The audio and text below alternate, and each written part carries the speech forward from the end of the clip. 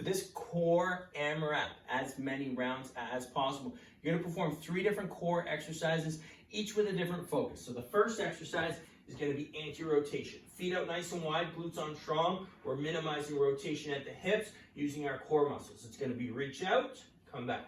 Reach out, come back.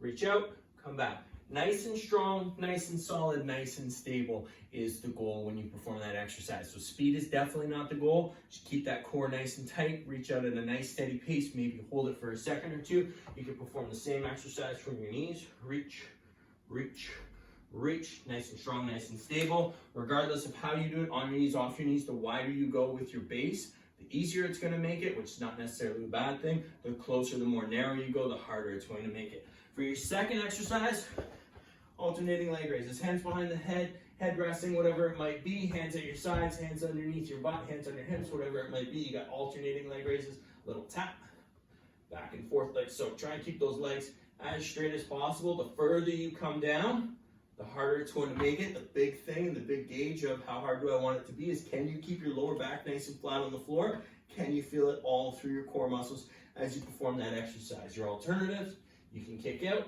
alternating, or you can go tap, tap. Your third exercise is going to be a rotational press. So with your rotational press, just going to lift this up slightly. And then from here, so we had anti-rotation, now we have rotation. We want to do this properly. So with that, you got your feet shoulder width apart, toes pointed out slightly. With rotation, biggest thing is that your hips and your shoulders stay aligned. As you rotate, hips and shoulders stay aligned, rotate. Much like you would with a throw, much like you would with a swing or a shot, whatever it might be. And you're gonna go twist press at a 45 degrees. Press, press, press, press. What I focus on here, back foot with just that little twist, and also too driving through my glute back and forth.